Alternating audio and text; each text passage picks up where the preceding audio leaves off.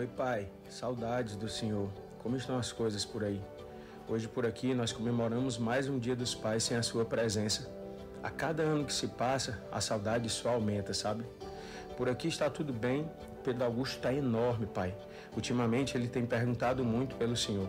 Pergunta como o senhor era comigo, se o senhor cuidava de mim e como você era como pai.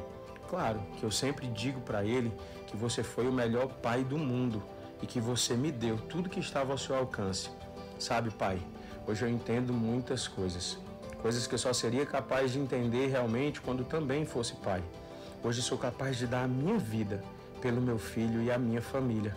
Assim entendo todo o seu sacrifício e dedicação para criar a gente. Sempre tento acertar, pai, mas às vezes eu também erro. Hoje eu entendo que todas as vezes que você errou não foi por maldade, pelo contrário. Muitas vezes o senhor errou por amar demais e só queria proteger a gente. Ah, o Pedro Augusto também me perguntou se no céu ele iria conhecer você. Eu falei que sim, e ele disse que quando chegar aí vai correr para te dar um abraço. Ah, pai.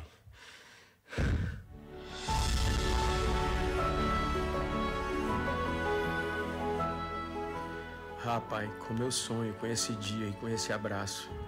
Até breve, pai. A eternidade é o nosso lugar. Logo nós estaremos todos juntos mais uma vez. Te amo, pai.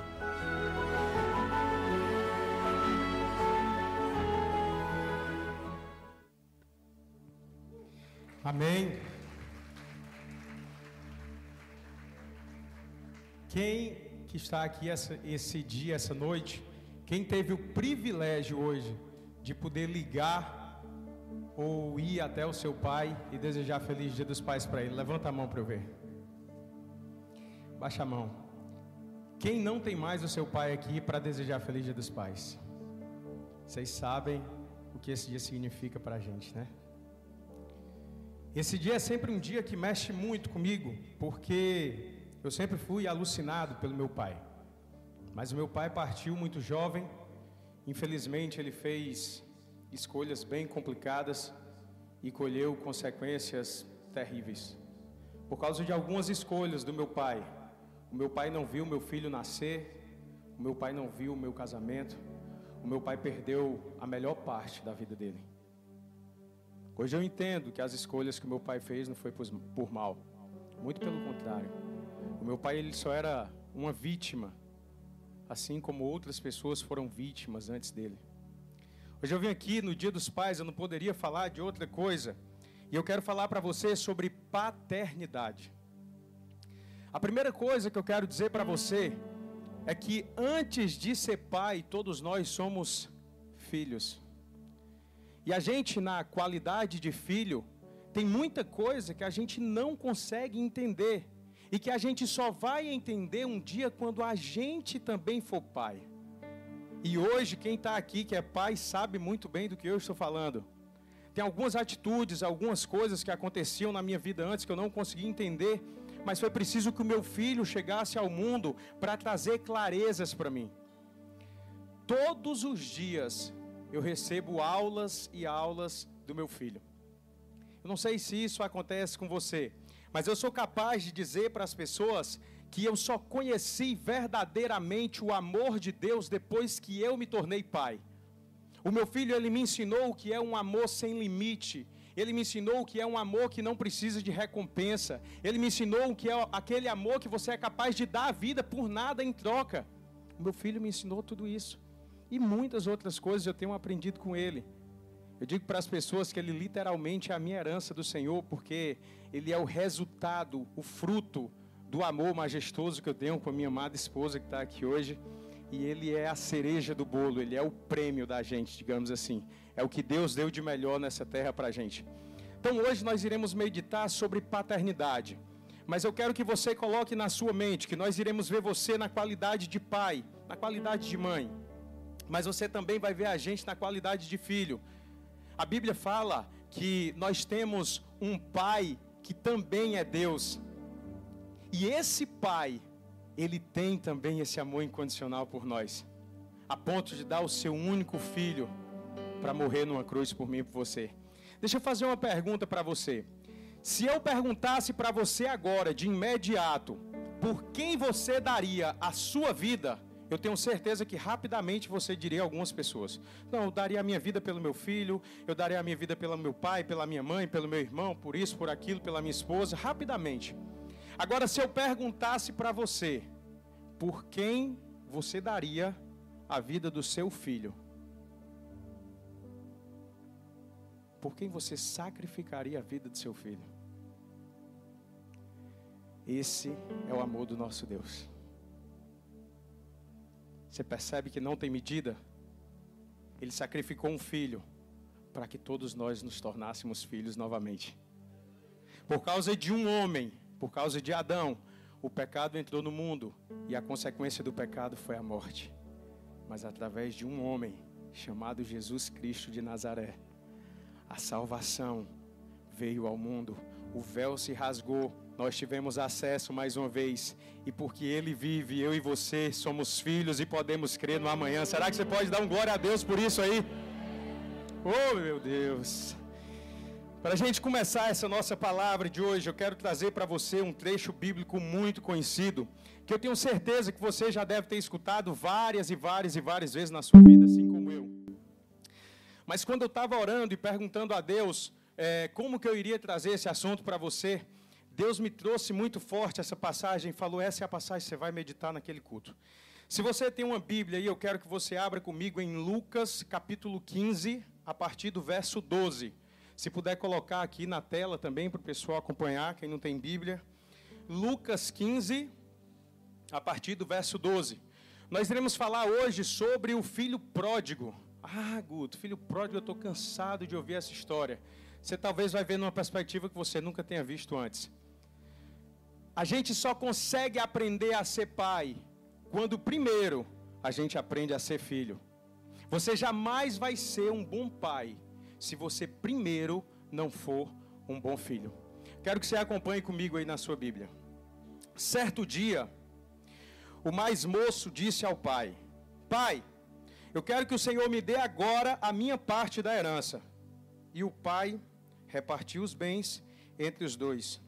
Poucos dias depois, o filho mais moço juntou tudo o que era seu e partiu para um país que ficava muito longe.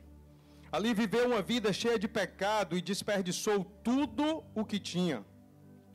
O rapaz já havia gastado tudo quando houve uma grande fome naquele país e ele começou a passar necessidade. Então procurou um dos moradores daquela terra e pediu ajuda. Este o mandou para a sua fazenda a fim de tratar dos porcos. Ali com fome, ele tinha vontade de comer o que os porcos comiam. Mas ninguém lhe dava nada. Caindo em si, ele pensou: quantos trabalhadores do meu pai têm comida de sobra? E eu estou aqui morrendo de fome. Vou voltar para a casa do meu pai e dizer: Pai, pequei contra Deus e contra o Senhor, e não mereço mais ser chamado de seu filho. Me aceite como um dos seus trabalhadores. Então saiu dali e voltou para a casa do pai.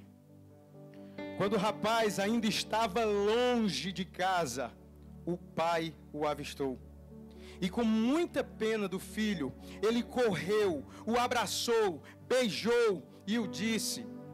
E o filho disse: Pai, pequei contra Deus e contra o Senhor, e não mereço mais ser chamado de seu filho.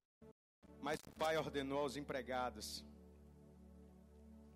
tragam a melhor roupa e vistam nele. Ponham um anel no dedo dele e sandália nos pés. Também tragam e matem um bezerro gordo. Vamos começar a festa, porque este meu filho estava morto e viveu de novo. Estava perdido e foi achado. E começaram a festa. Enquanto isso, o filho mais velho estava no campo. Quando ele voltou, chegou perto da casa, ouviu a música e o barulho da dança. Ele chamou o empregado e perguntou: o que é que está acontecendo aí? O empregado respondeu: o seu irmão voltou para casa, vivo e ainda com saúde. Por isso, seu pai mandou matar um bezerro gordo. O filho mais velho ficou muito zangado e não quis entrar.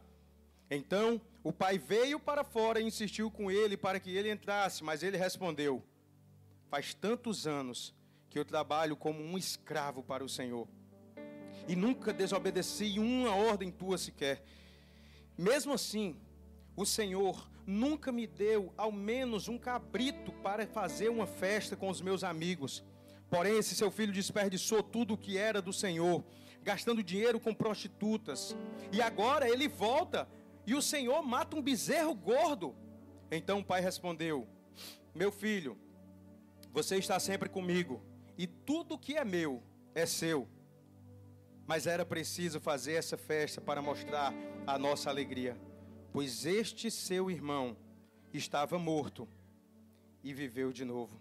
Estava perdido e foi achado. Meu Deus. Meu Deus. A primeira coisa que eu quero trazer para você, e eu quero que você observe nessa história, a primeira coisa vem antes dessa história. Esse trecho da Bíblia ele é muito conhecido porque Jesus está ensinando, e Jesus costumava falar em parábolas. E antes dessa parábola do filho pródigo, Jesus contou duas outras parábolas. Quem lembra quais foram essas duas parábolas? Ele falou a parábola da ovelha perdida, e ele depois contou também a parábola da moeda perdida, da dracma perdida. E o que era que Jesus queria ensinar com isso? Se ele conta essas duas histórias antes, ele faz uma correlação com essas três parábolas. E o que é que ele está dizendo para mim e para você? A ovelha, ela estava perdida fora de casa, fora do seu aprisco. A moeda, ela foi perdida dentro de casa. E na sequência ele vem e conta a parábola do filho pródigo. Ele está dizendo para mim e para você: existem dois filhos perdidos. Um está perdido fora de casa, o outro está perdido dentro de casa. Quantas vezes nós estivemos perdidos, mesmo dentro da igreja, achando que tínhamos um relacionamento com Jesus, mas não passávamos de religiosos ignorantes, julgando e condenando outras pessoas. Infelizmente, essa é a realidade que a gente vive dentro, muitas vezes, das igrejas, e a gente não consegue perceber isso.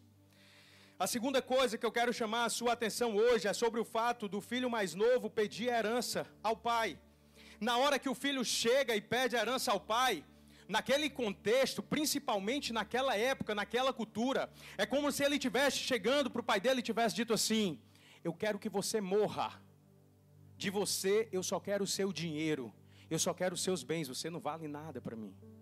Era isso que ele estava dizendo para o pai dele. Não era simplesmente me dá o teu dinheiro que eu vou ali gastar. Ele estava dizendo assim: você pode morrer.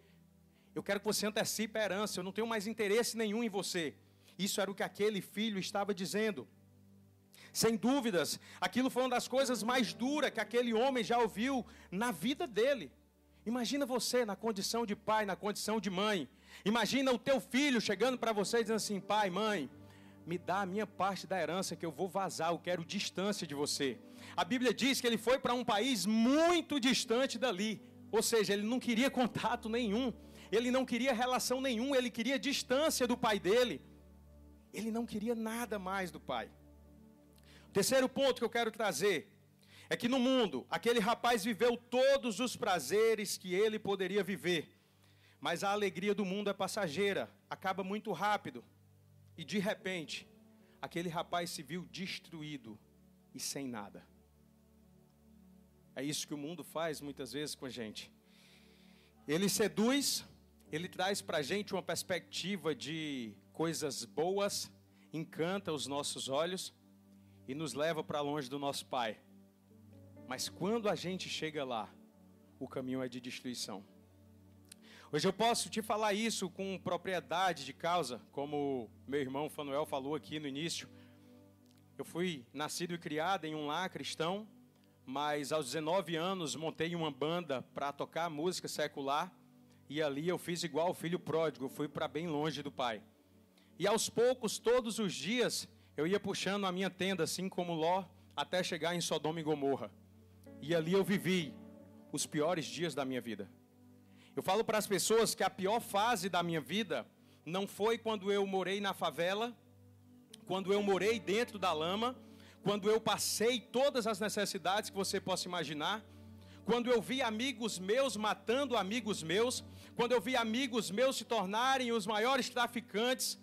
Não foi ali a pior fase da minha vida. A pior fase da minha vida foi quando eu já tinha saído da favela, quando eu tinha dinheiro, quando eu andava de carro zero, quando eu tinha um apartamento e quando eu tinha sucesso na ótica do ser humano. Essa foi a pior fase da minha vida. Porque quando eu não tinha nada, eu tinha Deus. E quando eu tinha tudo, eu não tinha nada. Eu perdi tudo que eu tinha de mais precioso na minha vida. Eu poderia ter todos os bens e toda a fama do mundo, mas o buraco que existia no meu coração era do tamanho do infinito. Porque todos nós temos um buraco do tamanho de Deus, que somente Ele pode preencher. Eu quero que você entenda isso hoje. A outra coisa que eu quero que você observe é que aquele filho, ele teve algo de muito positivo na vida dele. Apesar de ter errado feio, apesar de ter ido muito longe, apesar de ter perdido tudo, apesar de estar com a sua vida destruída, ele tomou uma atitude. Ele falou: não sou digno mais de ser filho, mas eu posso ser um empregado. Eu vou voltar e eu vou pedir ao meu pai: pai, deixe que eu seja pelo menos um empregado seu, porque lá os empregados do meu pai têm abundância, os empregados dele comem do melhor. Aqui eu não tenho direito nem da lavagem dos porcos. Aquela atitude dele mudou toda a história, porque ele decidiu voltar e pedir perdão. Quantos filhos estão longe ainda dos pais, mas por orgulho não voltam para casa? Você sabe o que era que eu fazia? Na época que eu estava perdidão no mundo, eu ia na missa, que na época a minha família toda é católica, então eu ia para a igreja católica. Eu ia para a missa no domingo e no meio da missa eu ia embora, porque eu não me sentia digno, eu me sentia imundo. Chegava a hora da comunhão, eu não tinha coragem de me levantar. E o inimigo ficava o tempo todo dizendo: o que é que você está fazendo aqui?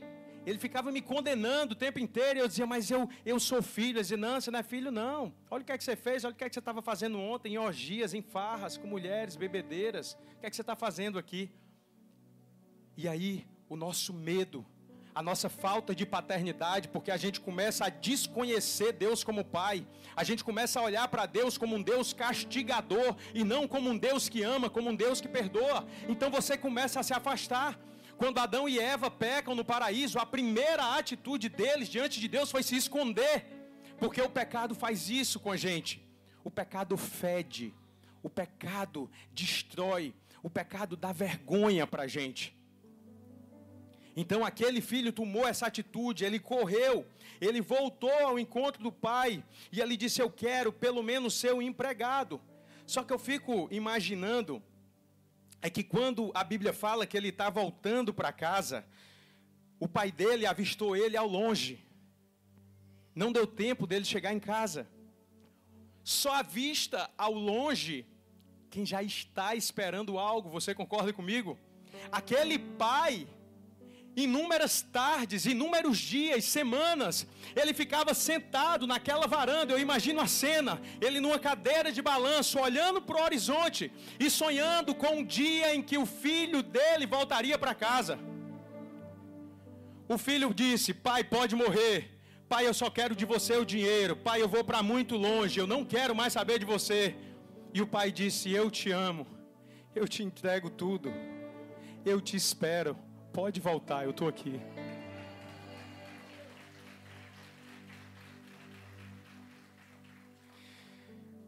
Quando eu saí da igreja, eu saí porque todas as pessoas me condenaram por montar uma banda com música secular. As pessoas começaram a olhar para mim dentro da igreja de forma torta. De imediato já me tiraram de todas as escalas, eu não poderia mais cantar, porque a partir dali eu era um músico mundano. E as pessoas começaram a me condenar.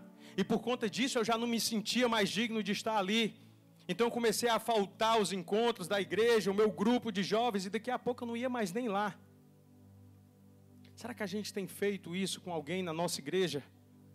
Será que a gente tem amado? Será que a gente tem acolhido? Ou será que a gente tem espantado essas pessoas? Eu não estou dizendo aqui que você tem que ser conivente com o erro de ninguém.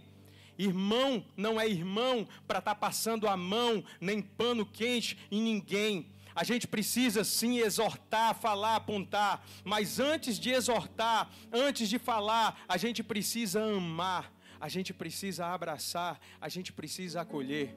Irmão, o que você fez é errado. Você não está certo. Mas deixa eu te falar, tem graça para a tua vida.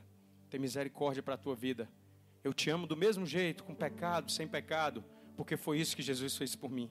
Ele anulou os meus pecados. Ele apagou os meus pecados naquela cruz. E por isso nós estamos aqui. Sabe que você pode dar um glória a Deus por isso?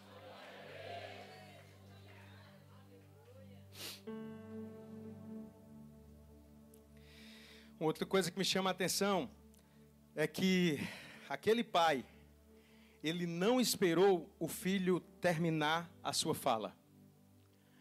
O filho tinha feito toda uma programação. Eu vou chegar, eu vou me humilhar, eu vou pedir o perdão, e depois que ele me der o perdão, eu digo, eu não quero mais ser filho, eu não preciso mais, ser filho é demais para mim.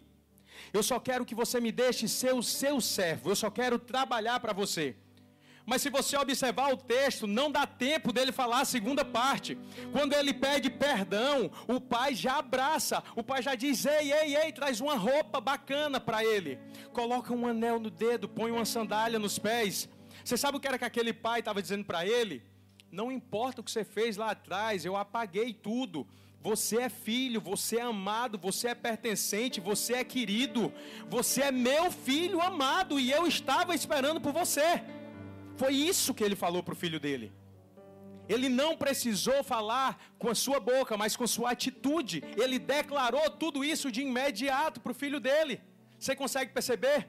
Agora eu quero que você veja um quinto ponto comigo. Eu quero falar para você do irmão mais velho. Aquele que estava dentro de casa. Aquele que era dono de tudo, mas que não se sentia pertencente e não reconhecia a paternidade do seu pai. Sabe, muitas vezes nós estamos na igreja, nós estamos todos os domingos no culto, na semana nós vamos no culto, mas a gente não entende que nós somos filhos de Deus. E a gente fica vivendo uma vida medíocre, como se a gente não tivesse pai, como se a gente fosse um filho deserdado.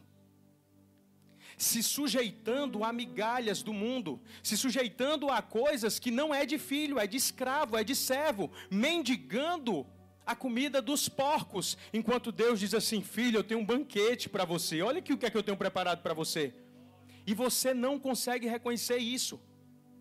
Jesus, quando ele ensinou a orar, ele falou assim, quando você não souber o que falar, você vai dizer assim, Pai nosso que estás no céu. Você não tem simplesmente um Deus que é Pai. Você tem um Pai que é Deus. E a Bíblia diz que mesmo que uma mãe que está amamentando esqueça do seu filho, se é que isso é possível, ele fala, eu jamais esquecerei de você. Eu sou o teu pai e eu estarei sempre contigo.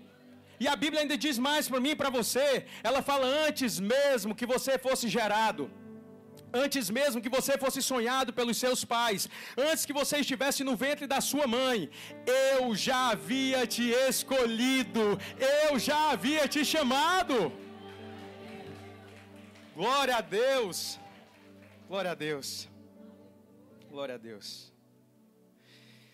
Eu não sei quem é você hoje. Eu não sei se você, de repente, é o filho que foi embora. Eu não sei se você, de repente, hoje é o filho que está dentro de casa, mas que não reconhece a paternidade. Ou se você não é nenhum desses dois casos que nós estamos falando aqui.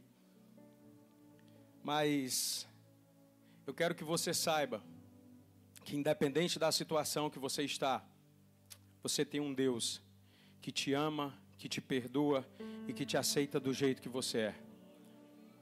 Independente do seu passado, independente do país que você foi, dos bens que você gastou, dos lugares que você passou, da lama que você carregou, Ele está pronto para te limpar, para te lavar e para te receber. Você só precisa de uma atitude, assim como o filho pródigo, você precisa ir até Ele. Você precisa ir até o Pai, dar direção, tomar uma decisão na sua vida. Agora eu quero que você pense comigo na sua casa. Agora eu estou falando do pai terreno, do pai terrestre. Será que nós temos honrado os nossos pais, apesar de... Aquele pai, com certeza, ele deveria ter muitos defeitos. A Bíblia não fala dos defeitos do pai, ele fala dos filhos. Mas eu fico imaginando que assim como eu e você, ele era pai. Todo pai erra, a gente comete erros com os nossos filhos, muitas vezes tentando acertar, mas a gente acaba errando. E eu fico imaginando que, diante dos erros do pai ali também, os filhos não conseguiram também ter piedade do pai, os filhos não conseguiram enxergar o pai também dentro dos seus erros e das suas limitações. A minha pergunta para você, será que você tem amado? Será que você tem honrado o seu pai, apesar de... Olha o que é que a Bíblia fala para mim e para você. Efésios 6, de 1 a 4. Filhos, obedeçam aos seus pais no Senhor, pois isso é justo. Honra teu pai e tua mãe. Este é o primeiro mandamento com promessa, para que tudo te corra bem e tenha longa vida sobre a terra. E ele encerra dizendo, pais, não irritem seus filhos, antes criem-nos segundo a instrução e o conselho do Senhor. Sabe o que é que eu acho interessante? A Bíblia não diz assim, se eles merecerem, se os seus pais merecerem, você deve honrá-los. A Bíblia fala isso? A Bíblia diz assim, ó, honra o teu pai e a tua mãe. Ponto. Guto, você não sabe do meu passado. Eu fui abusado pelo meu pai. Guto, você não sabe quem era o meu pai. O meu pai espancava a minha mãe. O meu pai chegava em casa embriagado, ele começava batendo na minha mãe, depois ele batia em mim e ele batia em todos os meus irmãos. Guto, você não sabe quem é meu pai. O meu pai abandonou a minha mãe quando eu era um bebê, no colo dela. Nós passamos fome, necessidade, sentimos frio e necessidade. Ele nunca foi homem sequer para estar presente. Guto, você não sabe quem é o meu pai. Querido, eu não sei quem é o seu pai terreno, mas eu sei quem é o seu pai que está no céu. Você nunca foi abandonado por ele, você nunca foi deserdado por ele. E esse pai que está no céu, ele olha para você hoje e diz assim, independente de quem tenha sido o seu pai na terra, honre o seu pai. Se você olhar, Deus não está dizendo assim, ame o seu pai, ele está dizendo honre. Honrar é diferente de amar. Você é ser humano, você tem o direito, se você está magoado, se você está machucado, se o seu pai foi tudo isso na sua vida, ok, você não querer relacionamento com ele por causa disso, agora você precisa honrar ele. Guto, e o que é honrar? Honrar é dar a sua primícia, o que você tem de melhor pelos seus pais, é você fazer por ele aquilo que você queria que o seu filho fizesse por você.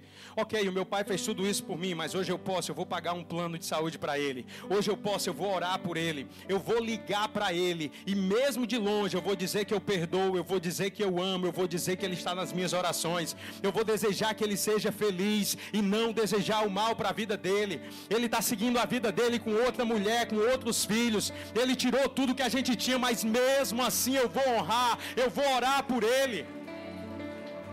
Ei, irmão, eu não estou dizendo para você que isso é fácil, não. Se fosse fácil, todo mundo fazia.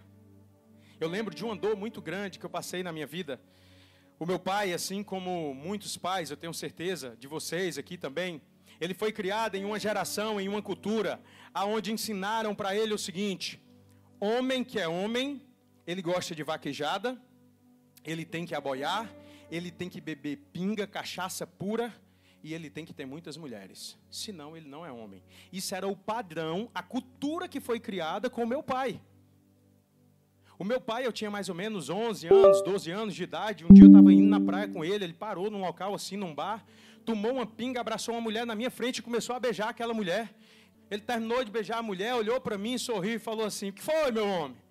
Eu digo: pai, eu que pergunto, como é? Eu falo: não, você ainda é muito pequeno, você ainda não entende não. Deixa mais uns anos passarem aí que você vai entender. Deixa eu te explicar como é. A minha mulher é a sua mãe, que está lá em casa. As outras é só para o papai brincar, viu? Então tá tudo certo. Quando você crescer, você vai ser assim também. Você vai ter a sua mulher dentro de casa, mas vai ter as outras fora para você brincar. Misericórdia, misericórdia. Por causa desse pensamento do meu pai, o meu pai se tornou um alcoólatra, cheio de mulheres. Presta atenção. E aos 52 anos de idade, ele morreu com um CA. Com um detalhe: quem foi a mulher que deu banho, lavou, limpou ele até o último minuto? A minha mãe. Aquela é uma mulher. Aquela é uma mulher. Ela podia não amar mais, mas ela honrou ele até o final e até o último minuto. Só que durante muito tempo eu carreguei isso como uma mágoa, porque eu vi o meu pai gritando com a minha mãe gritando com o meu pai, a gente chorando, a gente passando necessidade. E teve um outro episódio que aconteceu que aquilo doeu demais em mim, eu sofri muito. Na época que eu era menino, lançaram o Mini System, Micro System. Quem lembra disso aqui? Tem um bocado de gente velha aqui também, não é só eu não. Glória a Deus. Na época saiu do vinil, daquele discão grande, para o CD. E aí começaram a lançar os microsystem, que ele era 3 em 1, é o novo. Pegava rádio, CD e a fitazinha que a gente tinha que rebobinar, lembra? Oh, Jesus, mano, nós estamos ficando velho mesmo. Se eu disser isso para meu filho, ele sabe nem o que é. Preste atenção. Naquela época, o maior sonho da minha vida era ter um negócio daquele. Mas a gente não tinha condições de ter aquilo. Um belo dia, a minha mãe foi pegar a farda do trabalho do meu pai para lavar. E a minha mãe tinha uma mania de, antes de lavar, ela metia a mão em todos os bolsos para saber se não tinha ali um realzinho de bobeira, né? E quando ela meteu a mão no bolso do meu pai, ela puxou uma nota fiscal. Adivinha de que era a nota fiscal? De um microsystem. O sonho da minha vida. E para quem era o microsystem? Para outra. A minha mãe, com muita dor e sem um pingo de sabedoria, pegou aquela nota fiscal, foi aonde eu estava e esfregou na minha cara. Como se fosse eu que tivesse comprado. Tá vendo? Presta para nada. Olha aqui o que foi que teu pai fez. Podia ter dado para você, mas ele preferiu dar para ela, porque ele não presta, porque ele é isso, porque ele é aquilo, aquilo outro.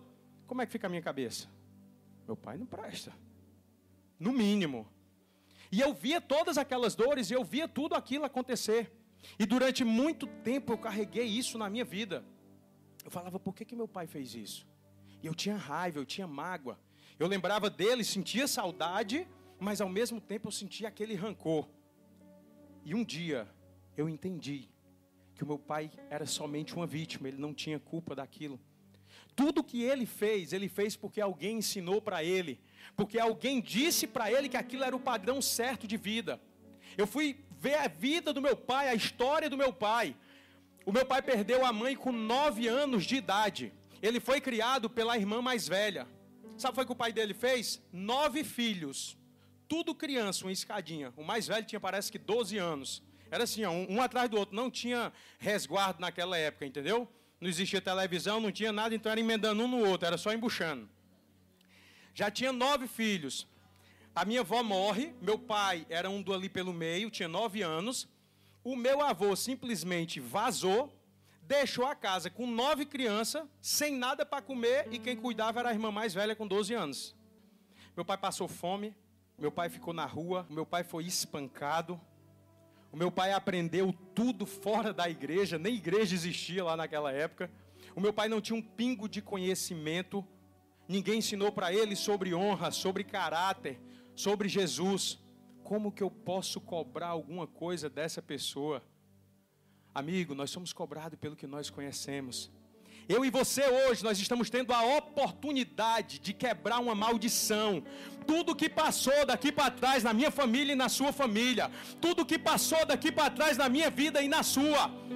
Nós estamos tendo a oportunidade de mudar uma geração inteira. Você pode ser a quebra dessa maldição na sua casa. Você pode declarar, o meu pai errou comigo, mas eu não vou errar com os meus filhos.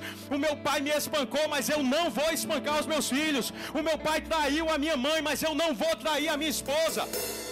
Você consegue entender que tudo depende de mim e de você? Nós temos a oportunidade hoje de repetir o padrão, de fazer tudo que os nossos pais fizeram com a gente, por engano, por falta de conhecimento. Ou você pode reconhecer isso hoje, perdoar, amar e seguir a sua vida livre. Amigo, o ódio, o rancor só mata quem sente. O ódio, ele é um veneno que você prepara para você mesmo tomar. Você precisa liberar perdão. Se você ainda tem o seu pai vivo, se o seu pai ainda está nessa terra, não perca a oportunidade. Quando você sair daqui, de ligar, mandar uma mensagem, ou se possível, ir até ele e dizer: pai, eu te amo, eu te respeito e eu te honro, apesar de. Hoje eu te entendo, pai, e eu sei que você deu o melhor que você podia, porque a gente só pode dar para o outro o que a gente tem. Ninguém pode dar, pode entregar o que não tem. Amigo, a gente já está caminhando aqui para o fim da nossa palavra. E eu não posso terminar essa palavra sem antes te fazer um convite muito especial. Talvez você tenha vindo hoje aqui para esse lugar, convidado por alguém, ou até mesmo por um filho seu, porque era dia dos pais, era um dia especial, e ele falou: de presente eu quero que você vá lá comigo. E você está aqui, ou algum amigo te convidou. Mas eu quero te convidar a voltar a ter um relacionamento com o teu pai. O pai que te criou, o pai que criou todas as coisas. Eu estou falando do nosso Deus, do nosso Pai eterno, aquele que há tanto tempo espera por você nessa igreja. Talvez você até esteja vindo ao culto, talvez há muitos anos você faça parte dessa igreja, mas você ainda não tem um relacionamento com o teu pai. Vir a uma igreja, vir a um culto não te torna um cristão. Ler a Bíblia não te torna um cristão. Se você ficar o dia inteiro dentro de um estacionamento, você não vai virar um carro. Eu garanto a você. Certo? Se você ficar o dia inteiro dentro de uma igreja, você não vai virar um cristão. Ué, Guto, como assim? Como é que eu viro cristão? Você se torna um cristão quando você começa a imitar Jesus Cristo. Aí você se torna um pequeno Cristo nessa terra. Mas, Guto, como que eu posso imitar alguém que eu não conheço? Porque existem dois Jesus, vocês sabiam disso? Existe o Jesus da Bíblia e existe o Jesus que eu ouvi falar. O Jesus que eu ouvi falar, o bicho era invocado. Se tu fizer isso, Deus castiga, viu? Ele vai te pegar. Ele era quase o bicho papão. O Jesus que eu conheci fora da Bíblia, ele era assim, se você faltar à missa no domingo, você vai para o inferno. Isso é pecado mortal. Se você não se confessar, você vai para o inferno. Isso é pecado mortal. Na minha cabeça, eu não era salvo pela graça. Eu era salvo por mérito, era meritocracia. Eu faço e eu mereço. Eu não faço, eu não mereço. Eu nunca tinha entendido a graça de Jesus. A Bíblia diz que nós somos salvos mediante a fé em Jesus Cristo. Nós somos salvos pela graça dele. Não tem nada, é um dom gratuito de Deus. Nada que a gente possa fazer para merecer isso. Mas a gente não consegue entender. E hoje eu estou te trazendo essa clareza. Você precisa de relacionamento com o seu pai. Se você não consegue ter um relacionamento com o seu pai terreno, tenha um relacionamento com o seu pai do céu. Deixa eu te falar uma coisa. A Bíblia fala lá em Gênesis que quando o mundo foi criado, Deus criou tudo com o falar. E disse Deus, e falou Deus. E na hora que ele falava, tudo acontecia. Mas olha que interessante. Na hora de criar o homem, a Bíblia diz que Deus olha e fala assim, façamos a nossa imagem e semelhança. Ele não falou, ele convidou, ele fez uma assembleia, uma reunião, Pai, Filho e Espírito Santo. Tá nós três aqui, ei negado, é agora, bora? Vamos criar, nós vamos fazer nossa imagem e semelhança, o bicho vai ser do bom, vai ser invocado, nós vamos fazer do nosso jeito. Aí o que é que a Bíblia diz?